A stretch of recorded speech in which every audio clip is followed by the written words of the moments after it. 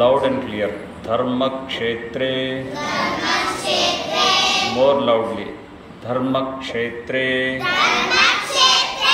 Kurukshetre. Samaveta. Yutsavaha. Mamakaha. Pandavaschaiva. Kimakurvata. Sanjaya. Dharmakshetre Kurukshetre. Dharmakshetre Kurukshetre. Samaveta.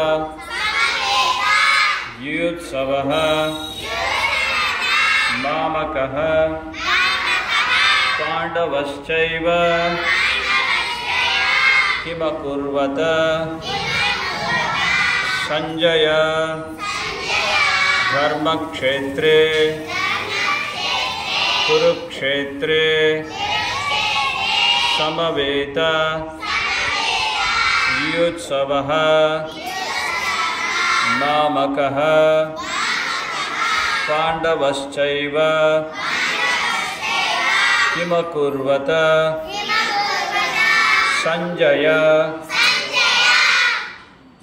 So ఇది భగవద్గీతలో మొదటి అధ్యాయంలో ఉన్నటువంటి మొట్టమొదటి శ్లోకం వింటున్నారుగా. ధర్మక్షేత్రం అంటే అర్థం ఏంటో తెలుసా? ధర్మ అంటే అర్థం ఏంటో తెలుసా? గట్టిగా చెప్పండి. What it means?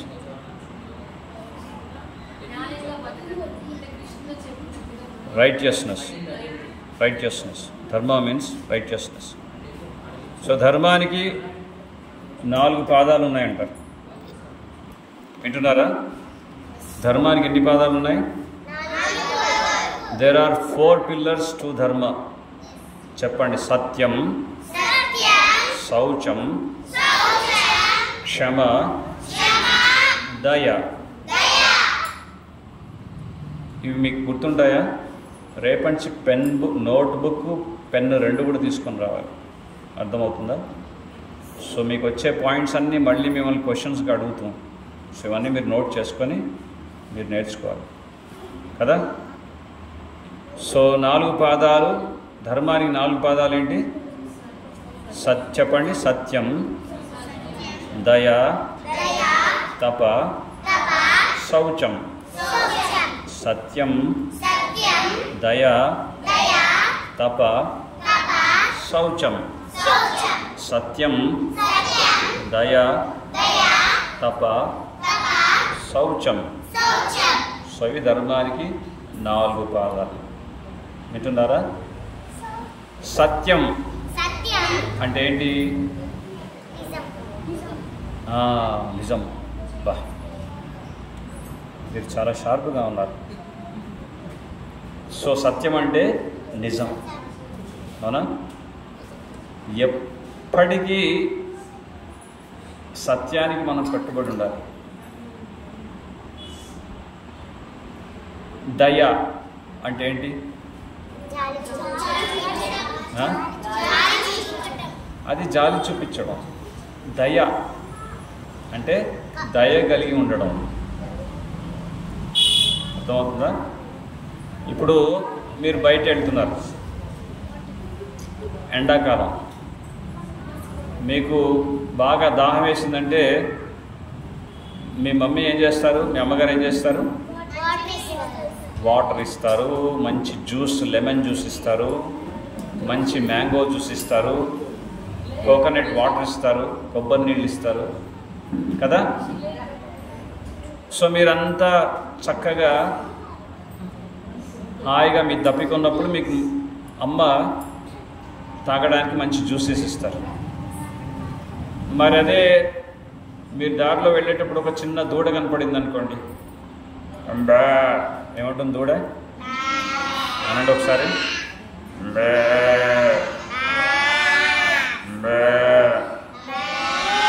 సో అంబా అని అంటే దానికి ఏంటి? ఆకలి అవుతుందో, లేకపోతే పాపం దాహం వేస్తుందో, అప్పుడు దానికి ఎవరు ఇవ్వాలి? మనం నీళ్ళు ఇస్తామా? సో అదే దయ అంటే. వింటున్నారా? అదే జీవదయ అంటే. మనకి కేవలం నీళ్లు బాగా ఉంటే సరిపోతుంది అంటే అది దయ కాదు. నేను నా వాళ్ళు బాగుంటే సరిపోతుంది అనుకుంటే అది దయ కాదు. నేను బాగుండాలి, మా వాళ్ళందరూ బాగుండాలి, పక్కన వాళ్ళు బాగుండాలి, లోకమంతా కూడా బాగుండాలి అని మనం కోరుకోవాలి కదా. అంతేనా? అందరూ బాగుండాలి. చెప్పమ్మాయి. అబ్బా, very good. Give a big hand. అందరూ బాగుండాలి, అందులో మనం ఉండాలి. చాలా బాగా చెప్పామన్నా. సో దయ అంటే ప్రతి ప్రాణి పట్ల సహృదయం కలిగి ఉండాలి. నేను ఒక్కడనే మంచిగా హాయిగా తాగి ఎంజాయ్ చేసి లైఫ్ని నేను ఒక్కడనే బాగుంటే అనుకోకూడదు. నేను బాగుండాలి, అందరూ బాగుండాలి. అందరూ అంటే ఆవులు, దూడలు, పక్షులు, అందరి హితం కోసం మనం ఆలోచించాలి. అందుకే మీరేం చేయాలి? ఇంట్లో మీరు నీరు తాగేటప్పుడు చక్కగా కుండ పెట్టుకుంటారు. సో వీధిలో పశువులు కూడా తిరుగుతున్నాయి కదా, వాటికి కూడా ఏదైనా ఒక తొట్టి లాంటిది ఏర్పాటు చేసుకోవాలి. అందులో రోజు నీళ్లు పోసి పెట్టాలి. అప్పుడు అవి ఏం చేస్తాయి? బాగా దాహం వేసినప్పుడు వచ్చి ఆ నీళ్ళు తాగుతాయి. మీ పేరేంటి అమ్మాయి? మీ పేరేంటి? హనీయా? పూర్తి పేరు చెప్పు.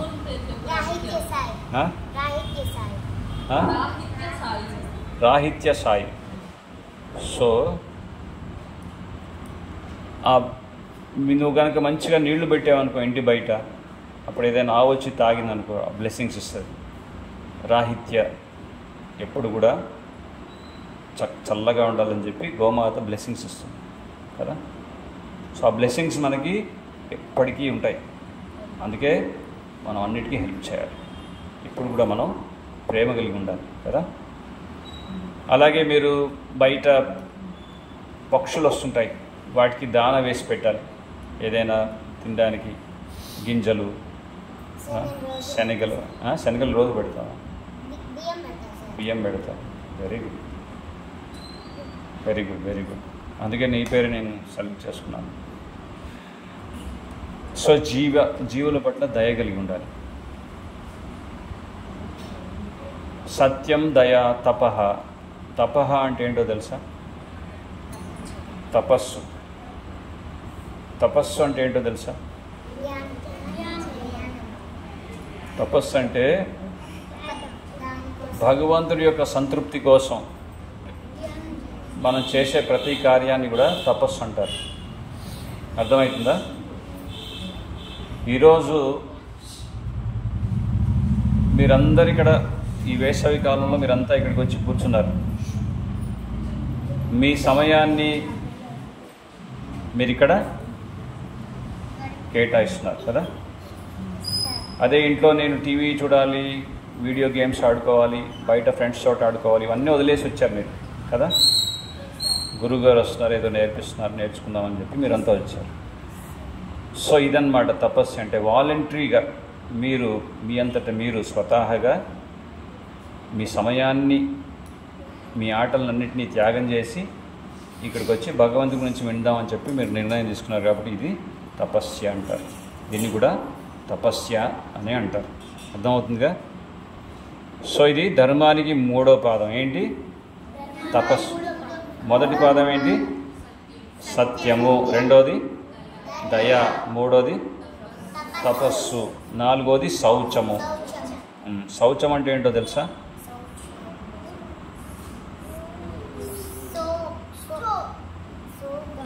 శౌచం అంటే క్లీన్గా ఉండడం, శుభ్రత, శుభ్రంగా ఉండడం. కేవలం మంచిగా ఇందాక చెప్పినట్టు సంతూర్ సోప్తో స్నానం చేసి బాగా ఒంటిని కడుక్కుంటే అది శుభ్రం అంటారా?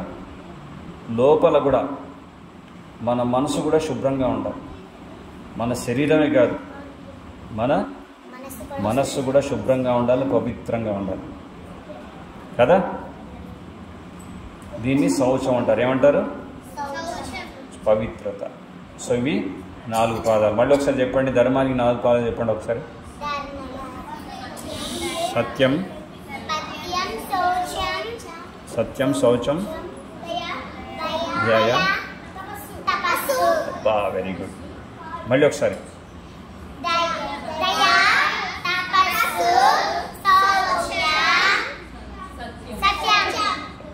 Very good. ఈ 4 పాదాలు ఏవైతే ఉన్నాయో ధర్మానికి, అవి ఎలా క్షీణించిపోతాయో చెప్తాను, జాగ్రత్తగా వినండి.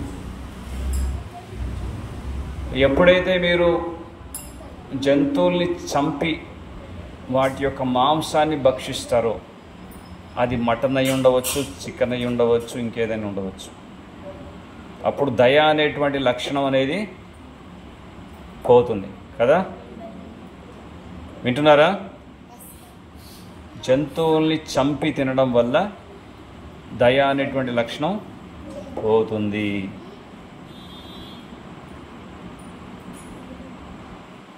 మీకు ఇంకొకటి ఏం చెప్పాము, ధర్మానికి ఇంకో పదం ఏంటి?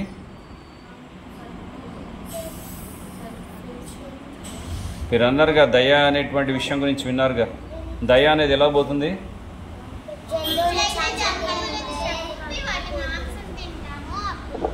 జంతువులు చంపి వాటి యొక్క అప్పుడు దయ అనేది పోతుంది. ఇప్పుడు రెండో పాదం చెప్పండి. దయ, ధర్మానికి రెండో పాదం చెప్పండి. శౌచమా?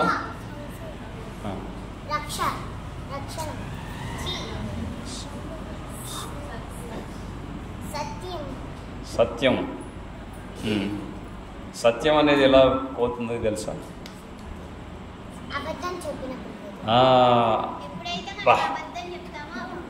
బాగా చెప్పారు. జూదం ఆడతారుగా అన్ని అబద్ధాలు చెప్పి, అంతేనా? అప్పుడు జూదం అనేటువంటి క్రీడ వల్ల, అబద్ధాలు చెప్తూ ఆటలు ఆడేవాడడం వల్ల సత్యం అనేది పోతుంది. నెక్స్ట్ తపస్సు. తపస్సు అనేది ఎలా పోతుందో తెలుసా?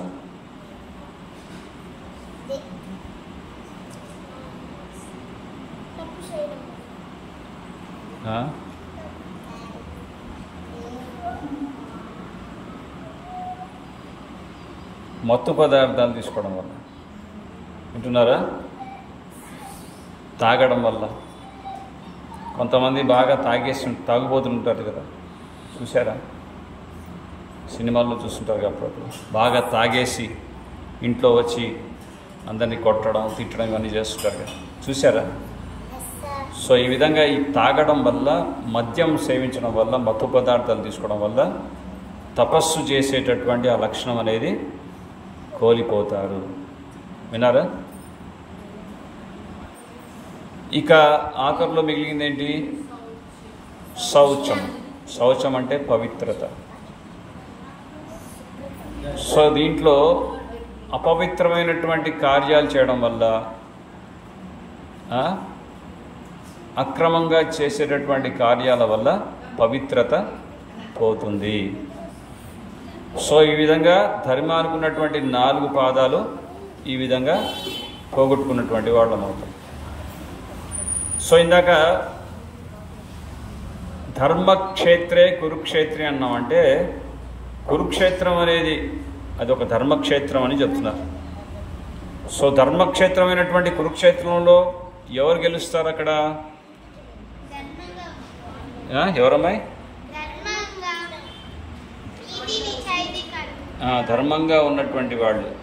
అంటే ఈ ధర్మానికి 4 పాదాలు ఏవైతే ఉన్నాయో వాటిని సక్రమంగా పాటిస్తున్నటువంటి ధర్మంగా ఉన్నటువంటి వాళ్ళు గెలుస్తారు. అధర్మంగా ఉన్నటువంటి వాళ్ళు గెలుస్తారా? గెలవరు కదా. సో ఎప్పుడైనా సరే అధర్మం అనేది ఓడిపోవాల్సిందే. వింటున్నారుగా? సో ధర్మమే గెలుస్తుంది. సో ఇక్కడ ఇందాక చెప్పుకున్నట్లు అధర్మంగా వ్యవహరిస్తున్నటువంటి దుర్యోధనుడిని కలుపుకుంటూ తన తండ్రి పక్షపాతాన్ని చూపిస్తున్నాడు. ఎవరు? ధృతరాష్ట్రుడు. ఎవరు? ధృతరాష్ట్రుడు. మామకః పాండవశ్చైవ అంటే నా పుత్రులు పాండుపుత్రులని వేరు చేస్తున్నారు. మీరు వింటున్నారుగా. ఇందాక ఏం చెప్పామమ్మాయి? నేను బాగుండాలి, అందరూ బాగుండాలి, అందులో మనం ఉండాలి. కానీ ఈయన అలా అనుకోవట్లేదు. ఎవరు? ధృతరాష్ట్రుడు. నేను బాగుండాలి, నా పుత్రులు బాగుండాలి, పాండవులు ఎటుపోతే నాకేంటి అనుకుంటున్నారు. అర్థమవుతుందా? నేను బాగుండాలి, నా కుమారులు బాగుండాలి. అందుకే ఇక్కడ ఏమంటున్నారు? మామకః అనండి. మామకః పాండవశ్చైవ కిమకుర్వత సంజయ. సో అక్కడ నా పుత్రులు పాండురాజు పుత్రులు అని చెప్పి వాళ్ళని అప్పుడే వేడి చేస్తున్నాడు. అంటే పక్షపాతాన్ని చూపిస్తున్నాడు కదా. సో నేను బాగుండాలి, నా పుత్రులు బాగుండాలి, పాండురాజు కుమారులు ఎలా పోతే నాకేంటి అని చెప్పి ఆ స్వార్థం వచ్చేసింది. ఎవరికి? ధృతరాష్ట్రుడు. సో ఆ స్వార్థం కారణం చేతనే ఇంత పెద్ద యుద్ధం జరిగింది. ఏం యుద్ధం అది? కురుక్షేత్ర యుద్ధం. ఆ స్వార్థం కనుక లేకపోయి ఉంటే యుద్ధమే జరిగేది కాదు కదా. సో అందుకే ఎప్పుడు నేను బాగుండాలి, నా తోటి వాళ్ళు బాగుండాలని కోరుకోవాలి. నేను ఒక్కడిని బాగుండాలి, నా వాళ్ళు మాత్రమే బాగుండాలి, మిగతా వాళ్ళు పరాయి వాళ్ళు, నా వాళ్ళు అనేటువంటి ఆ స్వార్థ బుద్ధి ఎప్పుడైతే వస్తుందో అప్పుడు యుద్ధాలు మొదలవుతాయి. అర్థమవుతుందా? అర్థమవుతుందిగా. ఇప్పుడు యుద్ధం జరుగుతుందా ప్రస్తుతం మన భారతదేశంలో? ఎందుకు జరుగుతుంది? ఎందుకు టెర్రరిజం? వాళ్ళు ఏమనుకుంటున్నారు?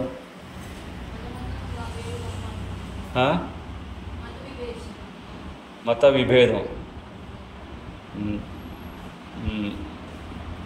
సో ఇది మత విభేదం కాదు, మత మూఢత్వం, మత ఉన్మాదం అన్నమాట. ఉన్మాదం అంటే పిచ్చి, సరిగా చదవక ఆ విధంగా వెర్రిగా ప్రవర్తిస్తున్నటువంటి. సో అందుకే యుద్ధాలు కదా.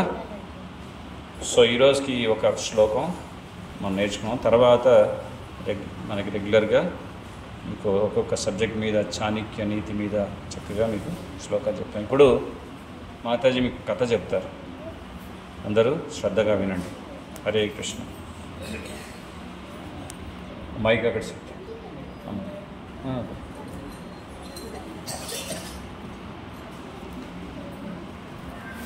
చెప్పండి. హరే కృష్ణ హరే కృష్ణ కృష్ణ కృష్ణ హరే హరే హరే రామ హరే రామ రామ రామ హరే హరే. జాగ్రత్తగా వినండి, భాగవతం నుంచి చెప్తున్నారు.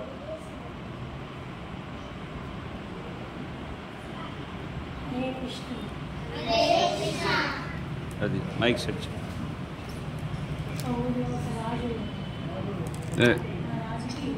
వినిపించండి. ఒక నిమిషం.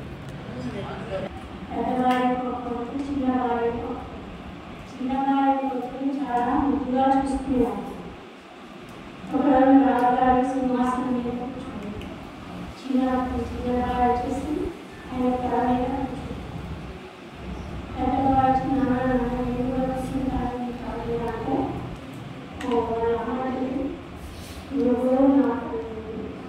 నువ్వు పెద్దవాడిని నా కొడుకు సింహాసనం కాదు, నువ్వు కూర్చోడానికి వీల్లేదు. చిన్నవాడు సింహాసనానికి పనిచేయాలి, వెళ్ళి ఆలోచన చేసి నువ్వు రాజు అవుతావు. అబ్బాయి చాలా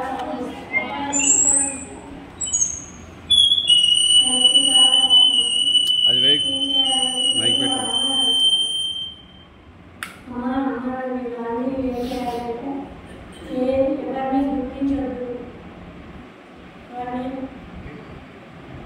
అట్లా పట్టుకోండి. ఆన్ చేయి. ఎవరిని దుఃఖపరచద్దు, అందరినీ మంచిగా చూసుకోవాలి. అమ్మ అందరినీ వాళ్ళ బాధపడవద్దు, భగవంతుని శరణు వేడుకో అని చెప్తారు. వదిలేసి భగవంతుని శరణు వేడుకో అని చెప్తే సరే అని ఆ అబ్బాయి అడవిలోకి వెళ్ళిపోతాడు. అడవిలోకి వెళ్ళిపోతే అక్కడ నారదు మహారాజు కనిపిస్తాడు. నారదుడు కనిపిస్తాడు. కనిపించి ఏంటి బాబు ఎక్కడికి వెళ్తున్నావు అంటే నేను అడవిలోకి తపస్సు భగవంతుని దర్శించడానికి వెళ్తున్నాను. భగవంతుడు నీకు దర్శనం అవుతాడా అంటే అవును దర్శనం, నేను తపస్సు చేస్తాను అంటే చిన్న వయసులో నీకు తపస్సు ఏంటి, వెళ్ళి చక్కగా ఆడుకో, మంచిగా చదువుకో అని అంటే లేదు నేను తపస్సే చేస్తాను అని చెప్పి అడవికి వెళ్ళి సరే నేను మనకు మంత్రం చెప్తాను. నారదుడు ఓం నమో నారాయణాయ అని మంత్రం చెప్తాడు. ఓం వాసుదేవాయ, ఓం నమో భగవతి అనండి. ఓం నమో భగవతే, ఓం నమో భగవతే వాసుదేవాయ అని అంటూ తపస్సు చేస్తూ ఉంటాడు. అతని పేరు ధ్రువుడు. అతని పేరేంటి? ధ్రువుడు. ధ్రువ. ఒక నెల రోజులు గాలి పీల్చుకుంటాడు. ఒక నెల రోజులు ఆకులు అలములు తింటూ తపస్సు చేస్తాడు. ఒక నెల రోజులు నీళ్ళు మాత్రమే తాగుతూ తపస్సు చేస్తాడు. ఒక నెల రోజులు వాయువును ఆపేస్తాడు, ఆక్సిజన్ ఆపేసి ఒంటి కాలు మీద నిలబడి తపస్సు చేస్తాడు. ఇప్పుడు తపస్సు చేసినప్పుడు ఒంటి కాలు మీద నిలబడి బొటన వేలును నేల మీద తాకితే భూమంతా కంపించిపోతుంది. దేవతలంతా అల్లకల్లోలమైపోతారు. ఎట్లా అయిపోతారంటే ఒక పడవలో ఏనుగుంటే ఏనుగు కదిలితే ఏమవుతుంది? ఏనుగు నిశ్చలంగా ఉంటేనే పడవ ఉంటుంది. అంటే అతను అలా తపస్సు చేస్తున్నాడు అనమాట. చేస్తూ ఉంటే దేవతలోకం అందరికీ అల్లకల్లోలం అయిపోతారు. అప్పుడు దేవతలందరూ విష్ణుమూర్తి దగ్గరికి ప్రార్థిస్తారు.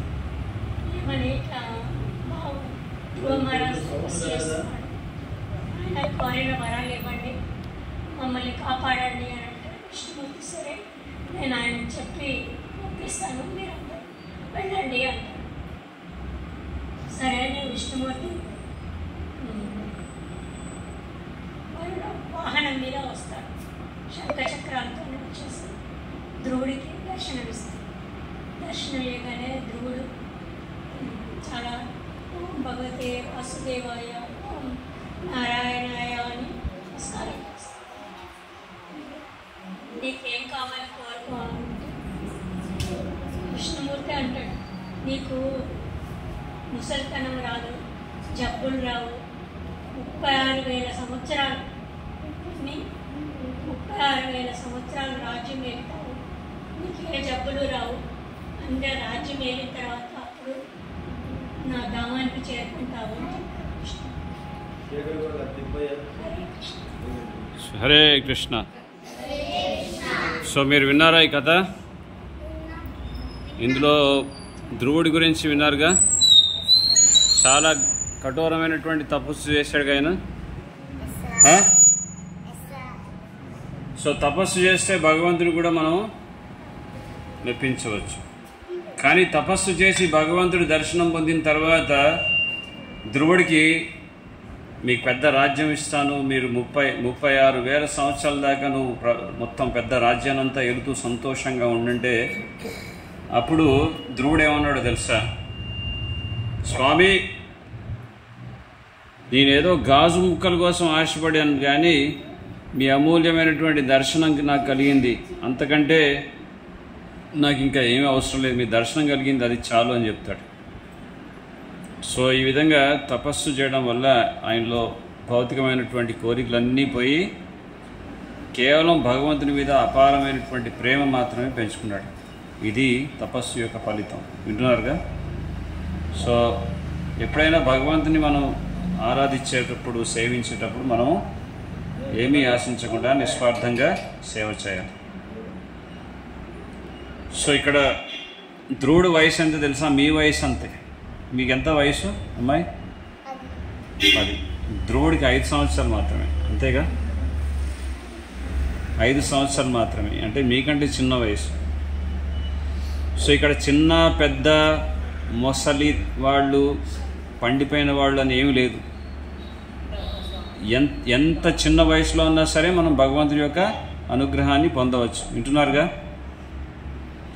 సో కొంతమంది అనుకుంటారు ఆధ్యాత్మిక జీవితం అంటే కేవలం పెద్దవాళ్ళకి మాత్రమే, లేకపోతే ఆధ్యాత్మిక జీవితం అంటే కేవలం బాగా వయసు పండిపోయినటువంటి వాళ్ళ మాత్రం కోసమే. వినండి ఇటు అరిపో. తర్వాత మీకు అందరికీ ప్రసాదం ఉంది స్పెషల్. ఇటు చూడండి. సో ఆధ్యాత్మిక జీవితం అంటే చెప్పండి. కౌమారం ఆచరత్ ప్రజ్ఞ ధర్మాన్ భాగవతాన్ ఇహ. కౌమారం అంటే కౌమార దశ నుంచే ఆధ్యాత్మిక జీవితాన్ని అభ్యసించాలి, అవలంబించాలి. అర్థమవుతుందిగా? ఏదో బాగా వయసు అయిపోయిన తర్వాత ఎప్పుడో అని కాదు. కౌమారం నుంచి అంటే ఈ చిన్న వయసు నుంచే భగవంతుడి యొక్క విషయాల గురించి మీరు అర్థం చేసుకోకపోతే పెద్దగా అయినాక ఇంకా మనస్సు అనేది భగవంతుడి వైపు ఆకర్షణ అవ్వడం అనేది జరగదన్నమాట. మానవ వంగంది ఏమంటారు? మొక్కాయి వంగంది మోనై వంగుతుందా అంటారు. సో ఇప్పుడు ఇది కరెక్ట్ టైం అన్నమాట. సో ఇప్పుడు మీరు ట్రైనింగ్ తీసుకోకపోతే ఆధ్యాత్మిక జీవితానికి రేపు పెద్ద అయినాక అస్సలు చెప్తే మీకు ఇంకా వినడానికి మనసే ఒప్పదు అప్పుడు. సో మీ కాలనీలో మంచి నిర్ణయం తీసుకున్నారు మీ వాళ్ళంతా కూడా, మీకు ఈ శిక్షణ తరగతులు అనేవి నిర్వహించాలని చెప్పేసి మంచి నిర్ణయం తీసుకున్నారు. ఇప్పుడు మీరు శ్రద్ధగా విని ఇవన్నీ నేర్చుకుంటే మీలో కూడా మనసులో ఎప్పుడు అచంచలమైనటువంటి భగవంతుని మీద ప్రేమ, అనురాగం, భక్తి అనేది ఉంటుంది. లేకపోతే ఇవన్నీ ఏమి ఉండవు అన్నమాట. హరే కృష్ణ. ఒకసారి చెప్పండి. హరే కృష్ణ హరే కృష్ణ కృష్ణ కృష్ణ హరే హరే హరే రామ హరే రామ రామ రామ హరే హరే. Very good.